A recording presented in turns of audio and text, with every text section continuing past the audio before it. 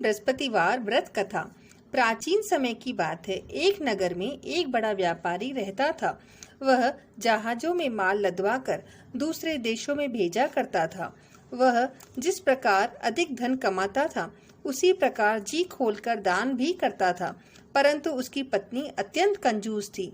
वह किसी को एक भी दमड़ी दान नहीं देती थी। एक बार सेठ जब दूसरे देश व्यापार करने गया, तो पीछे से बृहस्पति देव ने साधु वेश में उसकी पत्नी से भिक्षा मांगी। व्यापारी की पत्नी बृहस्पति देव से बोली, हे साधु महाराज, मैं इस दान और पुण्य से तंग आ गई हूँ। आप कोई ऐसा उपाय बताएं जिससे मेरा सारा धन नष्ट हो जाए और मैं आराम से रह सकूं। बृहस्पति देव ने कहा, हे देवी, तुम बड़ी विचित्र हो। संतान और धन से कोई दुखी होता। अगर अधिक धन है तो उसे शुभ कार्यों में लगाओ। कुंवारी कन्याओं का विवाह कराओ। विद्यालय और बाग बगीचों का निर्माण कराओ। ऐसे पुण्य कार्य करने से तुम्हारा लोक और परलोक सार्थक हो जाएगा। परंतु साधु की इन बातों से व्यापारी की पत्नी को खुशी नहीं मिली। उसने कहा, मुझे ऐसे धन की आवश्यकता नहीं है जिसे मैं दान। तब बृहस्पति देव बोले, यदि तुम्हारी ऐसी इच्छा है तो तुम एक उपाय करना। 7 बृहस्पतिवार घर को गोबर से लीपना, अपने केशों को पीली मिट्टी से धोना, व्यापारी से हजामत बनाने को कहना, भोजन में मांस मदिरा खाना, कपड़े अपने घर धोना। ऐसा करने से तुम्हारा सारा धन नष्ट हो जाएगा। इतना कहकर बृहस्पति देव अंतर्ध्यान हो गए। व्यापारी की पत्नी ने बृहस्पति देव के कहे अनुसार 7 बृहस्पतिवार वैसे ही करने का निश्चय किया। केवल 3 बृहस्पतिवार बीते थे कि उसकी समस्त धन संपत्ति नष्ट हो गई और वह परलोक सुधार गई। जब व्यापारी वापस आया तो उसने देखा उसका सब कुछ नष्ट हो चुका है। उस व्यापारी ने अपनी पुत्री को सांत्वना दी और दूसरे नगर में जाकर बस गया। वहां वह जंगल से लकड़ी काट कर लाता और शहर में बेचता। इस तरह वह अपना जीवन व्यतीत करने लगा। एक दिन उसकी पुत्री ने दही खाने की इच्छा प्रकट की, लेकिन व्यापारी के पास दही खरीदने के पैसे नहीं थे। वह अपनी पुत्री को आश्वासन देकर जंगल में लकड़ी काटने चला गया। वहां एक वृक्ष के नीचे बैठ अपनी पूर्व दशा पर विचार कर रोने लगा। उस दिन बृहस्पतिवार था। तभी वह बृहस्पति देव साधु के रूप में सेठ के पास आए और बोले, हे मनुष्य, तू इस जंगल में किस चिंता में बैठा?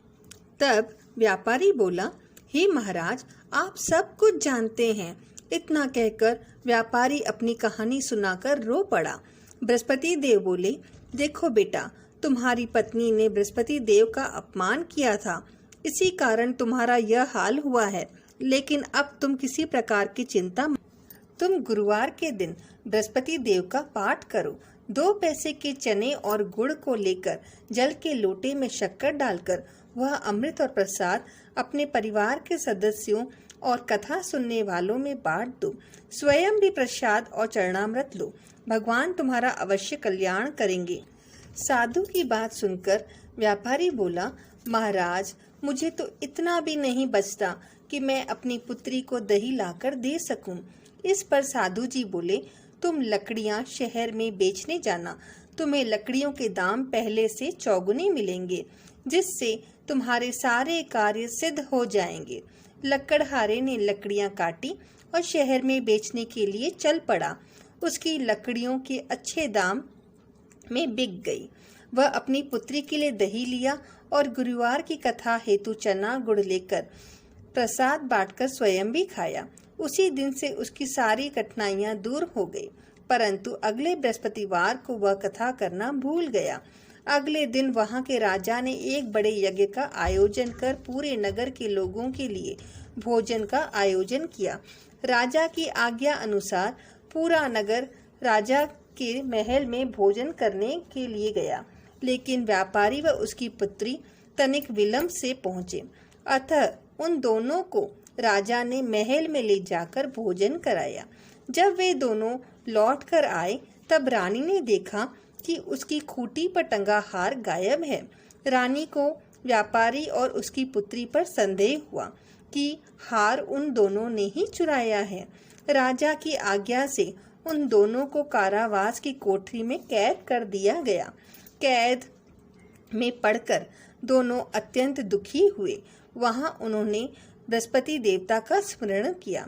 बृहस्पति देव ने प्रकट होकर व्यापारी को उसकी भूल का आभास कराया और उन्हें सलाह दी कि गुरुवार के दिन कैद खाने के दरवाजे पर तुम्हें 2 पैसे मिलेंगे।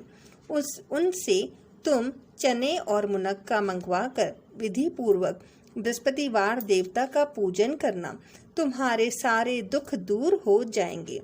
बृहस्पतिवार को कैद खाने के द्वार पर उन्हें 2 पैसे मिले। बाहर सड़क पर एक स्त्री जा रही थी। व्यापारी ने उसे बुलाकर गुड़ और चने लाने को कहा। इस पर वह स्त्री बोली, मैं अपनी बहू के लिए गहने लेने जा रही हूँ, मेरे पास समय नहीं है। इतना कहकर वह चली गई। थोड़ी देर बाद वहां से एक और स्त्री निकली। व्यापारी ने उसे बुलाकर कहा कि हे बहन, मुझे बृहस्पतिवार की कथा करनी है, तुम मुझे 2 पैसे का गुड़ चना ला दो। बृहस्पति देव का नाम सुनकर वह स्त्री बोली, भाई मैं तुम्हें अभी गुड़ चना लाकर देती हूँ। मेरा इकलौता पुत्र मर गया है, मैं उसके लिए कफन लेने जा रही थी, लेकिन मैं पहले तुम्हारा काम करूंगी। उस बाजार से व्यापारी के लिए गुड़ चना ले आई और स्वयं भी बृहस्पति देव की कथा सुनी। कथा के समाप्त होने पर वह स्त्री कफन लेकर अपने घर गई। घर पर लोग उसके पुत्र की लाश को राम नाम सत्य है कहते हुए शमशान ले जाने की तैयारी कर रहे थे। स्त्री बोली, मुझे अपने लड़के का मुख देख लेने दो। अपने पुत्र का मुख देखकर उस स्त्री ने उसके मुख में प्रसाद और चरणामृत डाला। प्रसाद और चरणामृत के प्रभाव से वह पुनः जीवित हो गया। पहली स्त्री जिसने बृहस्पति देव का निरादर किया था, वह जब अपने पुत्र के विवाह हेतु पुत्र वधू के लिए गहने लेकर लौटी और पुत्र घोड़ी पर बैठकर निकला, वैसे ही घोड़ी ने ऐसी उछाल मारी कि वह घोड़ी से गिरकर मर गया। यह देखकर स्त्री रो रो कर बृहस्पति देव से क्षमा याचना करने लगी।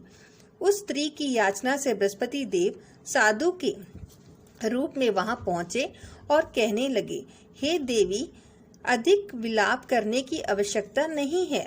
यह बृहस्पति देव का अनादर करने के कारण हुआ है।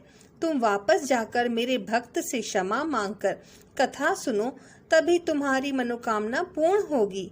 जेल में जाकर उस स्त्री ने व्यापारी से माफी मांगी और कथा सुनी।